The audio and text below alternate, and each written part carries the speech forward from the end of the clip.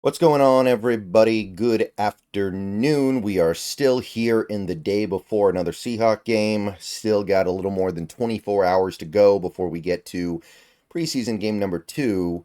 So, figured it would be a good opportunity for me to take some time to talk about a story that emerged yesterday. I didn't really have time to talk about it because I had some other videos going up, and then I had the stream with the Hawks Nest, but I definitely want to talk about this one at some point, and now is as good a time as any. So, yesterday, Mike Garofalo revealed that Geno Smith and the Seahawks have discussed a potential new contract. So, presumably, it would be some kind of extension that would take the deal maybe another 2 years out from the 2 years that are already on there.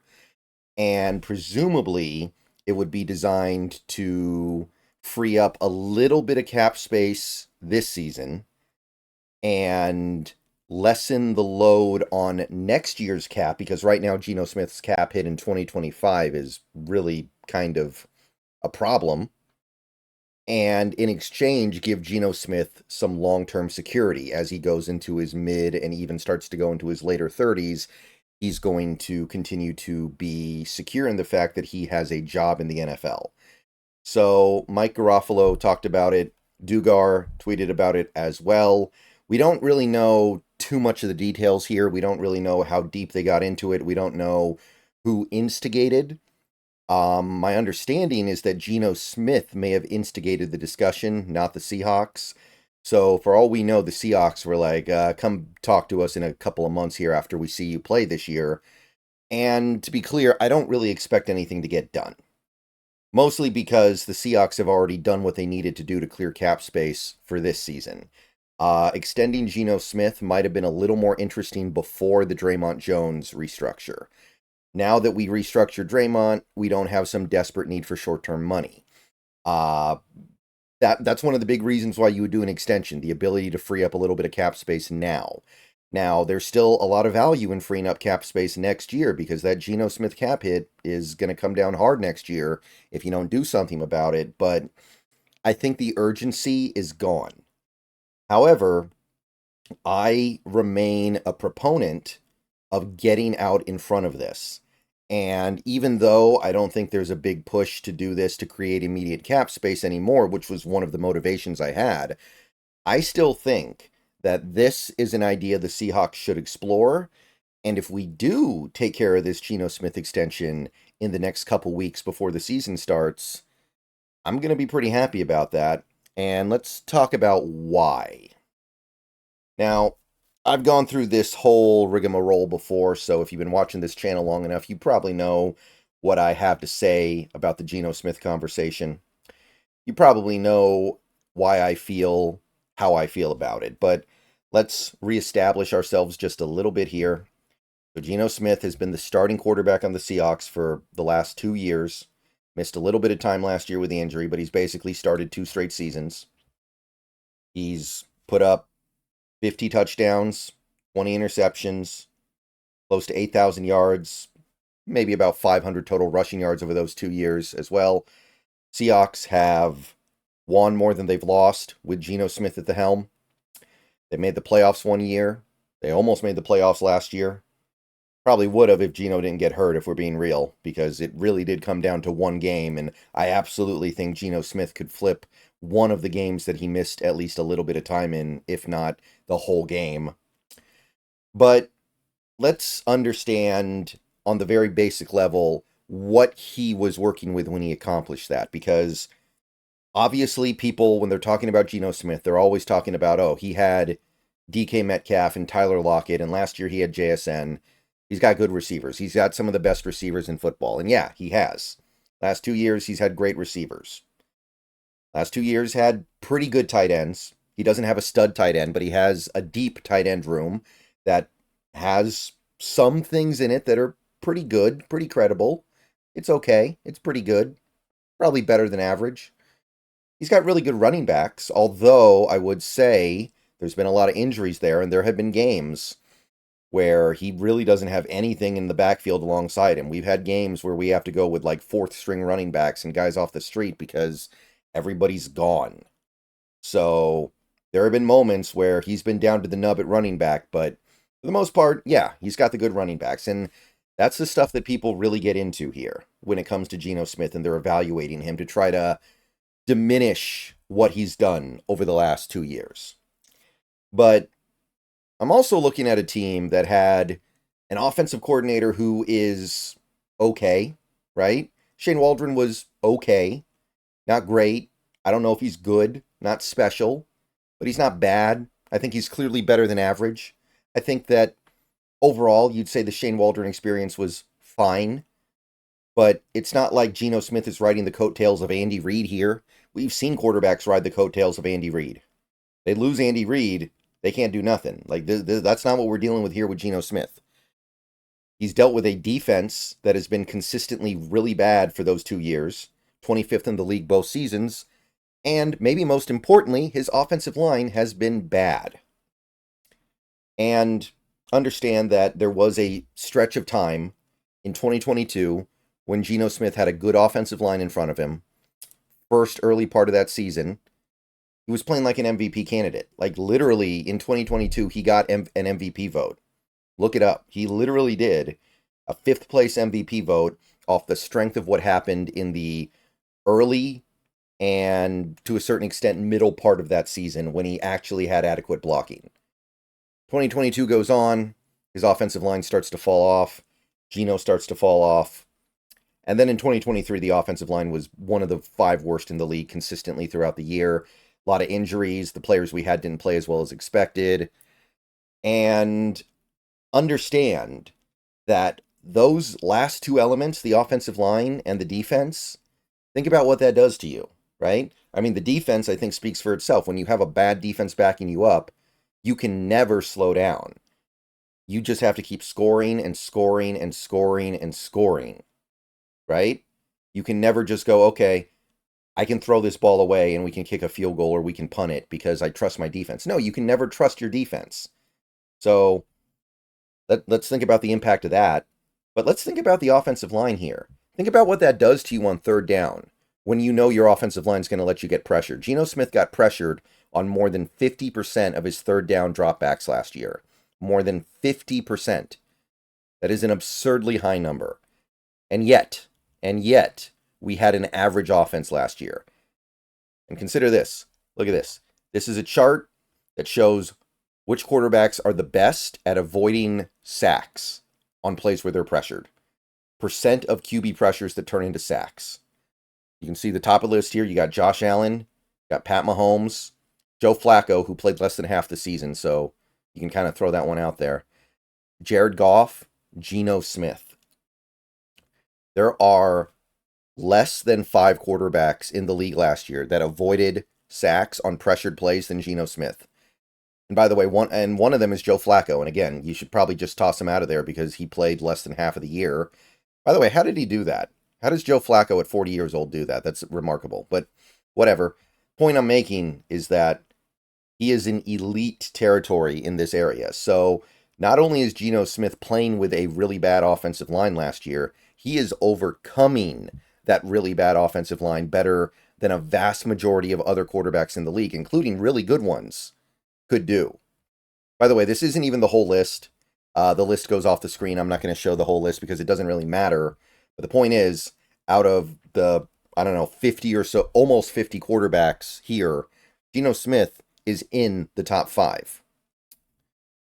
So we got all that for us. We got a quarterback who is clearly overcoming his situation in a way that I think people don't really understand how amazing it is.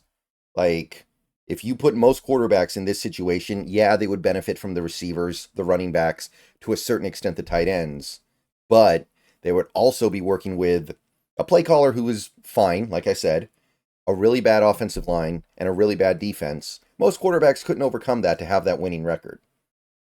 And Geno Smith has. So that's just kind of the base level stuff here. That's one of the main reasons why I want to keep him around, because he's a really good quarterback, clearly. I don't know what else people need to see to come to a different conclusion than that. This is clearly a very good quarterback who is overcoming a lot. These other quarterbacks in the NFL that we consider to be elite, they're not overcoming the stuff that Geno Smith is overcoming. So there's that. I want to start there. But then I want to take a look at these contracts. And if you've been paying attention to football this offseason, you know what's up. You know what's going on here.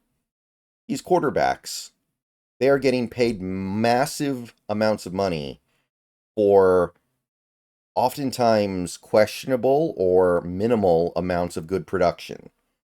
Right? Like, I don't take anything away from Joe Burrow.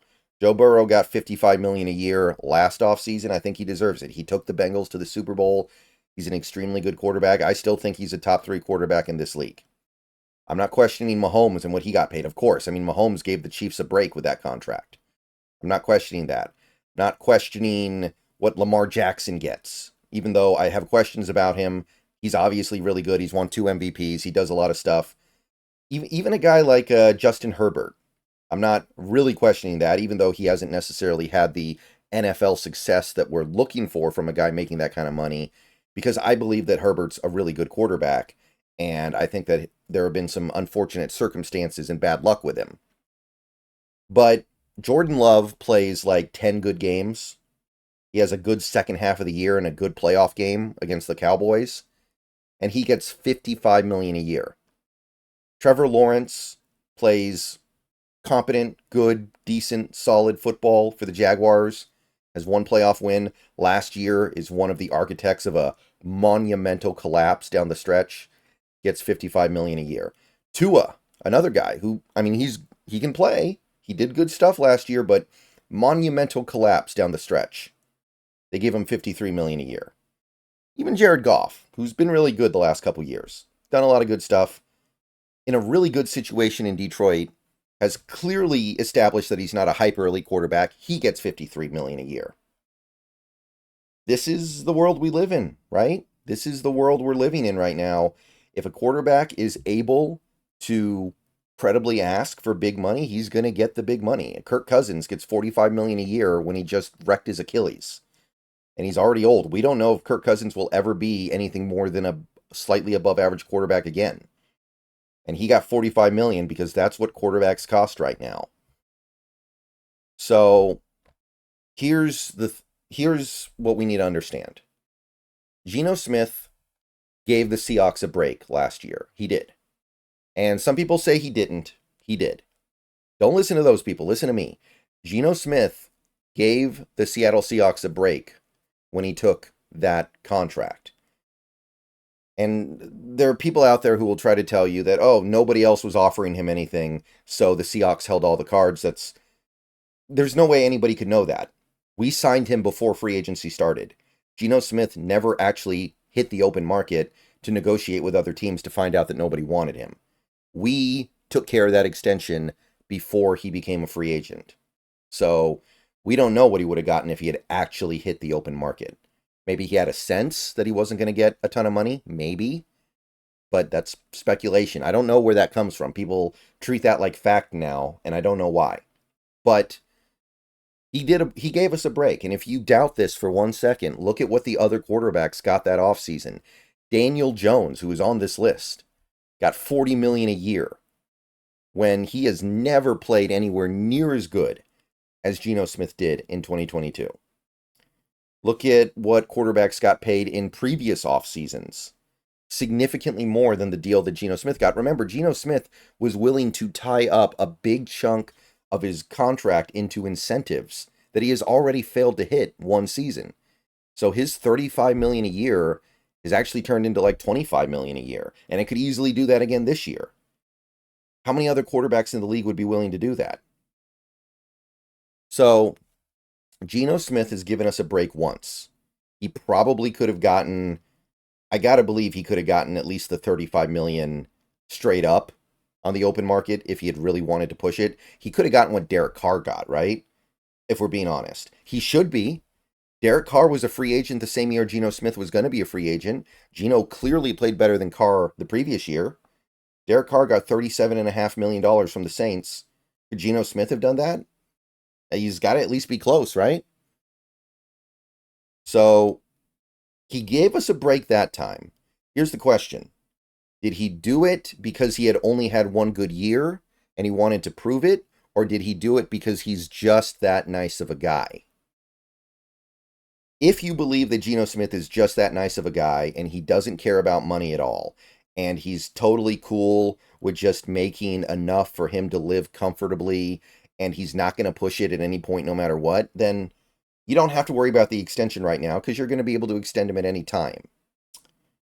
But right now, Geno Smith is coming off a year where it feels like his worst case scenario, right? Playing behind that really bad offensive line with a really bad defense. And he played fairly well, but it wasn't nearly as good as he was the year before, at least in terms of straight stats. So, if you extend him now, you are kind of getting him at his lowest value because he's going to be better this year, because he's going to have more to work with, and he's going to be protected better. Hopefully, he has a better offensive coordinator. We have no way of knowing that yet, but so far seems pretty good to me. So, if you do it now, what would it be? If you went to Geno Smith and said, hey, let's get a new contract going. Let's find a deal that makes us both happy. Let's get these last 2 years out. Let's redo it. Let's get you on like a 4-year deal starting now. So adding 2 years to the current contract. However you want to do it. What would it look like?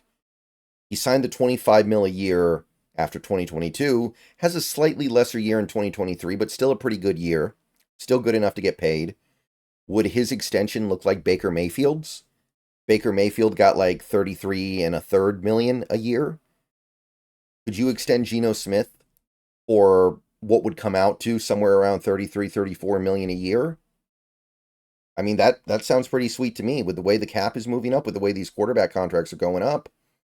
Yeah, because think about where this is going to be next offseason if Geno Smith has the year that the team seems to think he's going to have. Because the team seems to feel like Geno Smith is going to ascend this year. We just got him a new center. He's going to have at least one of his 2 tackles back. He's going to have a better investment up there. He's going to have all these things that are going to supposedly get him back to 2022 form or better. And let's say he's not the kind of guy to just give you a break because he's in a good mood.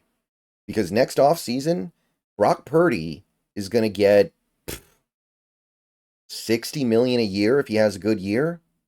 Something like that. Probably. I don't know how he doesn't. What about the next season? What about the season after that? CJ Stroud. Is CJ Stroud going to get $65 million a year? Got to be at least 62, 63. And think about what Caleb's going to get in a few years. Is he going to push it up to like 68? It's just going to keep going and going and going. And I know this video is a little bit longer than the videos I usually like to make, but I really want to make sure people understand that this is not going to stop. I don't believe that this is going to stop. I don't know why it would stop. Teams keep enabling it. So the reality is, if you get a high-level quarterback, if you get an elite of the elite quarterback, like a top 3 quarterback, that's one thing. But in any other scenario, you're going to still end up paying your quarterback, your top 5 quarterback, top 8 quarterback, top 12 quarterback. You're going to end up paying that guy like he's a top 3 guy because that's the way this works now. And if you don't buy that, ask yourself, where do you think Jordan Love ranks among NFL quarterbacks right now? Where does Tua rank? Where does Jared Goff rank? Do you think all those guys are top 5 quarterbacks? Because that's how they got paid. And you can't fit all these quarterbacks into the top 5. It can't be done. Jalen Hurts can barely throw the football past 12 yards. He got $51 million, which was borderline record-breaking at the time. So it's not going to stop. This is not going to end. So, yeah, those first couple years where you get the really good young quarterback, it's nice. But inevitably, that quarterback's going to hold his hand out after year 3 or year 4 or whenever, and it's going to hurt. It's going to hurt bad. The list of quarterbacks in this league that are willing to give their team a break is very, very short. It is, right now, if you look at quarterbacks in the NFL active, the list really might be one person long. It might be Geno Smith and nobody else. And Geno Smith's only signed the one big significant contract. So maybe he won't be that guy. Maybe it was just a one-time thing because he wanted to kind of have a prove-it contract and he and he just decided, you know what, I'll take a little bit less this time, I'll tie it up in incentives, and then at the end of the contract, if I'm still playing good, then I go for the big bucks. Because what would big bucks be? Obviously, Geno's not going to sign a contract like one of these kids because he's not as young as them. He's not going to get $55 million a year, but could he get 45 like Kirk Cousins did? Yeah, Kirk Cousins got 45 million coming off a massive injury. So that's this offseason. Next offseason, is Geno Smith going to get 50? I don't think it's as ridiculous as you might think. Some of you people listen to that and you're like, there's no way Geno Smith is getting 50 million a year. If he has a good year, I think it's on the table. So let me know what you guys think. It's a dangerous game that you play, and I know that Geno Smith is not as good as some of these other quarterbacks out there, but he's really good. You can win with him. He's done a lot of impressive things the last 2 years, and it might be better than this. He might be the one guy that you can get at a good rate, but it's possible you have to lock it in now when he's coming off a quote-unquote down year where the team didn't make the playoffs. Like, I don't know, it makes sense to me. It makes sense to me. So I'm going to definitely be hoping that something happens, something that makes sense. Like, if Geno Smith is going to try to right the wrong of his last contract extension and he goes in there saying, I want 45 million a year now, of course I'm not doing that. Even if he wanted like 40 million a year, I might blink a little bit because, I don't know. At that point, it's like, let's just let it ride. But if you could get him on something like 33, 34 million a year, which again, that's about what Baker Mayfield got this offseason. Yeah, I think I'd rather play that game. Next year's quarterback class doesn't really look that good to me for the draft. And maybe a really good veteran will shake loose. Like some people are talking about maybe Josh Allen could be on the move next offseason, but that's a big time roll of the dice that I don't feel like I need to take when I have a quarterback in Geno Smith who I think I can win with, and I can lock him up for a lot less than Josh Allen's going to want, because Josh Allen, his next contract, I imagine, is going to be very close to record breaking. But again, it all kind of comes down to what Geno Smith's mentality is. Maybe he'll be like, I don't care if I win MVP next year. I don't care if I win the Super Bowl. I'll take 30 million a year. I don't care about no money. Maybe he's the one of one. Maybe he is that one of one. They broke the mold after they made him guy who just really doesn't care that much about money. Sorry for the longer than usual video, but I really wanted to get into this because this is something that is obviously very polarizing in this fan base, and I want to make sure I explain all the angles here. All right, I'll see you guys later. Go Hawks. And probably another video coming later. Probably a short coming later too as well. But what do you guys think? Would you give Geno an extension now rather than trying to take care of it after he starts playing really well, which is, regardless of what some people think, certainly a possibility.